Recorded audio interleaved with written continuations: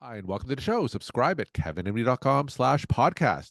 Today, we welcome back Laura Suttin. She's a family physician. Today's Kevin MD article is The Heartbreaking Decision That Taught Me the Power of Boundaries. Laura, welcome to the show. Thanks for having me. Good to be here. So, you're a family physician, and you tell us the events that led you to write this article here on Kevin MD. Yeah, I wanted to just tell a part of my story that I know really resonates with physicians when we are faced with having to make a choice about, where we focus our time and our energy and putting ourselves first in a lot of cases, because that's not easy to do. Yeah, so tell us a story that you shared in this article. Yeah. This was about 10 years ago. My dog at the time he was around 10 years old. And as he started to get older, we knew the time was come where we would probably have to say goodbye to him. And so a lot of conversations with my vet. I was a single mom at the time, so I was really felt like I was making the decision by myself. Lots of conversations with the vet. And when it came time to where we knew we had to let him go, I took the call from my vet, and it was a Wednesday afternoon. I'll never forget. I was standing at the desk of my then executive assistant, and she kind of overheard the call. She knew what was going on, and the vet and I made the appointment for the that following Friday to say goodbye to our dog. And so when I hung up the phone, I was just numb. I couldn't even think. I didn't know what to do. I was overwhelmed with emotions. My executive assistant, again, she knew what was going on. She said, "Go home. Take care of yourself. I'll Yeah. clear your schedule. I'll clear your calendar." And I did, and it was the best gift that I ever gave to myself. And that was really one of my most powerful and impactful experiences of having to say yes to myself and saying no to everything else at the time and just focusing on what needed to get done and asking for what I needed. It wasn't something I was used to at the time. I think a lot of physicians can relate to that all through their training and all through their lives as physicians. They put others in front of their own interests as well. How difficult was it for you just to do that, just to take time off after that experience with your dog? Yeah.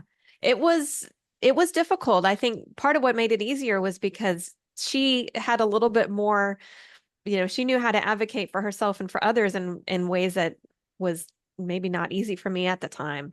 So she kind of made the decision for me almost. She said, "Go home, I'll clear your calendar." When I don't know if I would have done that on my own. So I had somebody to help me with that decision. And I think, as physicians, having somebody that we can bounce things off of, a mentor or partner or a coach or whatever that looks like, can be really helpful too, because physicians aren't used to doing that for ourselves. We're trained to sacrifice our own needs for the needs of everybody else. And we're rewarded for it in our training.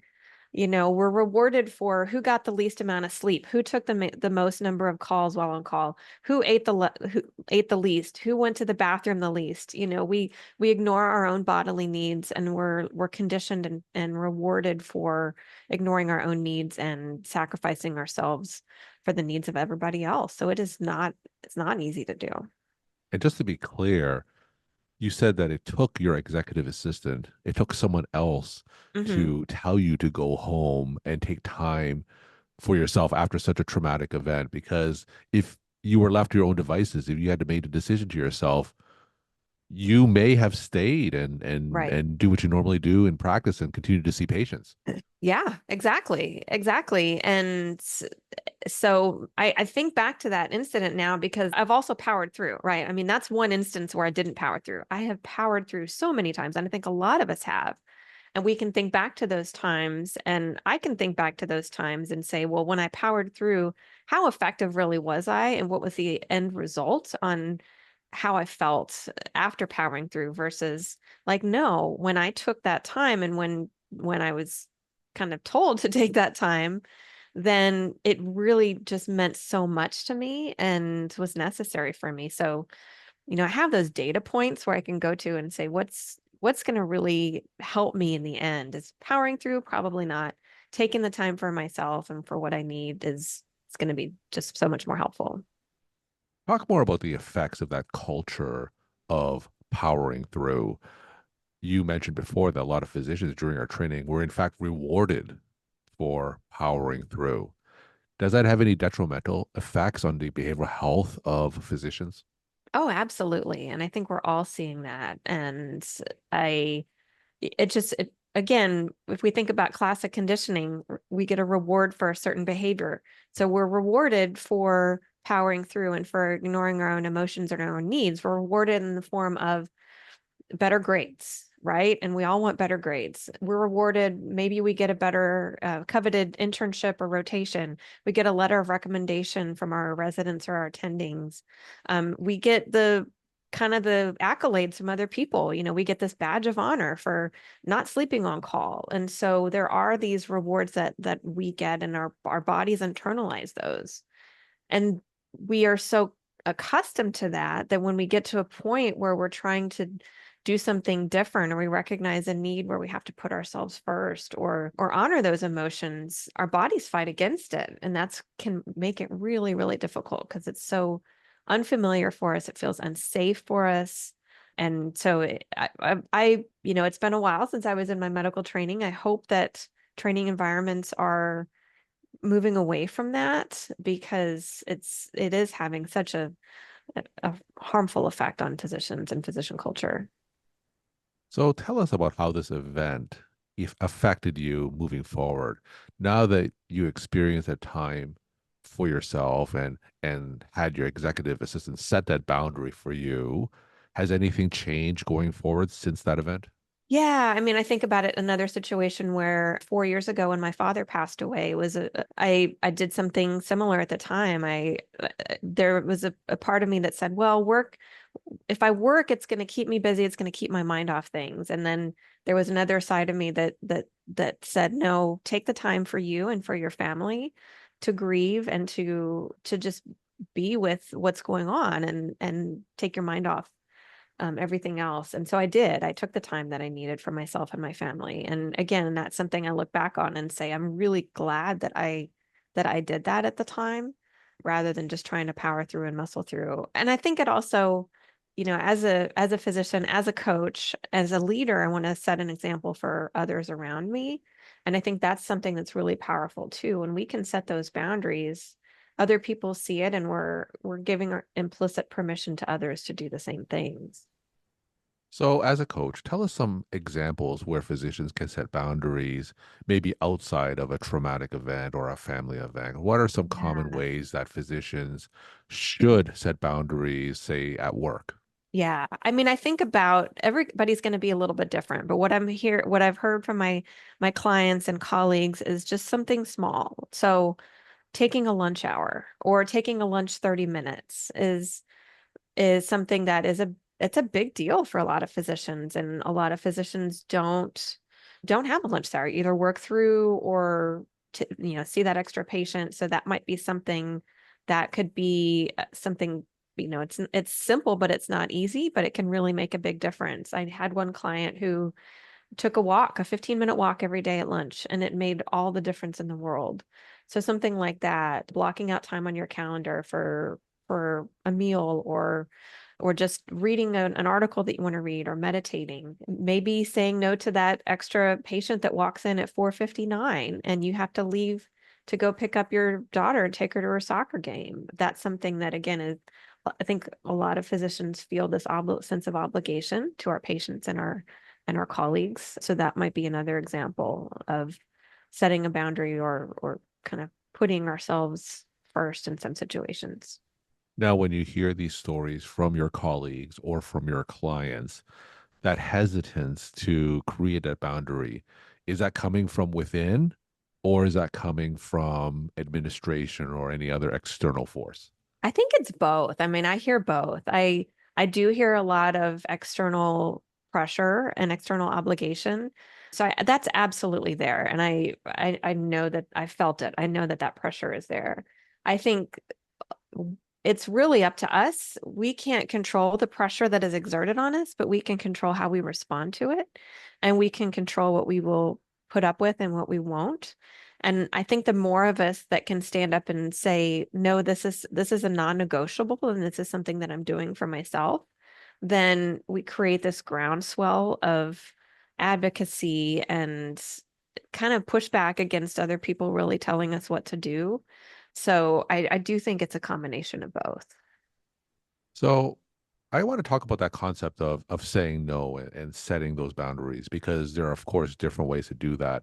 And sometimes by setting those boundaries, you're pushing back against the entire culture of medicine. You're pushing back against that inertia that promotes that status quo against saying no. So Mhm. how do you coach your clients to do that? Because that's of course much easier said than done. Yeah. We really have to start with what's the end goal, because if we start with if the client is sitting in front of me and really feeling just this resistance to doing anything that's going to make them feel uncomfortable, which that's human nature, right? None of us Yeah. seek discomfort naturally. We have to start with the why. So why is it that you want to say no to that patient that walks in without an appointment at 4:59 p.m.? Well, it's because I need to pick up my daughter and it's really important that I go to her soccer game. Okay, well let's start with that. Let that be your North Star, let that be your guidepost. And when we focus, we can keep that in mind, then it takes some of the sting of maybe some of that fear of saying no or setting that boundary. One of the things that you write about in your article is the fear of others' reactions when you Yes. try to set that boundaries. And it doesn't have to be reactions from administration. Sometimes even your fellow physicians, right? Hmm. They'll have a reaction to you setting those boundaries and they'll make a judgment on you as well. So Right. talk about some of the reaction that you've heard when physicians try to set boundaries. Yeah. Yeah. I mean, sometimes there's this like, well, who do they think they are that they can say no or they can set that boundary or, they're trying to ask for special treatment or something along those lines. And I mean, that's there. I've felt it. I've experienced it myself. As a single parent for many years, I fought against that and noticed that from other people kind of commenting like, well, does she think she gets special treatment because she's a single mom? So I get that. I think one thing that we have to remind people of over and over, and I remind myself of this all the time, is I can't control somebody else's reaction. Mhm. And people are going to think what they think and they're going to say what they say. And their behavior is a reflection of their boundaries or lack of boundaries. Maybe there's some jealousy that other physician might be thinking, well, I wish I could ask for that or something along those lines. It's really a reflection of their own fears and own insecurities. And it's not a reflection of what you might be asking for, you might be doing. So it sounds like a little bit of a reframing, right? Whenever people Yes. has a reaction to when you try to set boundaries. Yes. Yeah. And we can't control it. And if we try to manage other people's emotions or behaviors, that's going to take up all of our energy. And it's a waste of energy we could be doing spent on other things. One of the things that you said earlier is that if multiple physicians set boundaries, it could create that ripple of change and even influence others around them. Is there an example where you've heard or coached someone to set that boundary and it really created that systemic change within an organization? Yeah, I mean, I don't know about systemic change, but I've seen multiple examples where I'm coaching a client through setting a boundary and advocating for themselves, and then they come back and tell me that, yeah, my colleagues are now doing the same thing, and even my staff is doing the same thing, or my patients are doing the same things, and then so we start to see, like you said, this ripple effect and this notion that again, when I set a boundary, other people see it and then we start talking about it and it's really magical how it happens. And then people start to take notice. Enough people kind of set boundaries in the same way and then it becomes hard to ignore. I want to get a sense of the process it takes for a physician to set that boundary because we're talking about this on this short podcast and I don't want to give the impression that this is something that happens instantaneously, right? They Right. after one coaching session, they're able to set a boundary like that. Talk a little bit more about that process and how long it can take for some physicians to comfortably do so. It can take a very long time. I mean, it's something that I write about and it's still practice for me. And so, yeah, after one coaching session, certainly not going to do it. And that's why when I work with clients, I typically work with them for several months at a time because even if you start small, there is going to be some resistance. So you're going to feel uncomfortable. And then, so part of the process is how to manage through those emotions that come up and how to talk to ourselves, that kind of that self-talk, self-coaching, so that when we hit that resistance or hit that discomfort, which is natural because we're doing something new and different, that it doesn't stop us and that we continue moving forward despite the discomfort.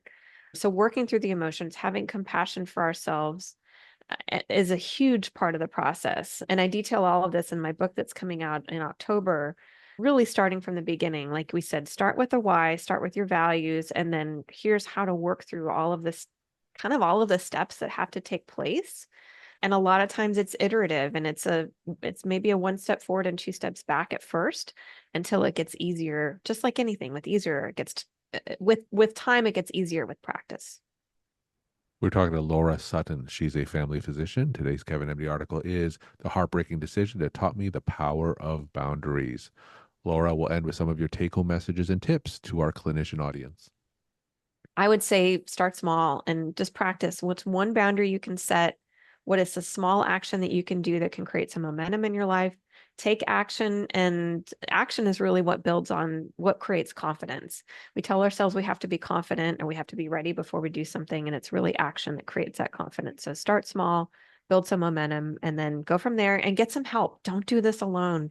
Get some help from an accountability partner, a coach, a mentor, somebody that can help you through the process. Laura, thank you so much for sharing your perspective and insight. And thanks again for coming on the show. Thank you for having me.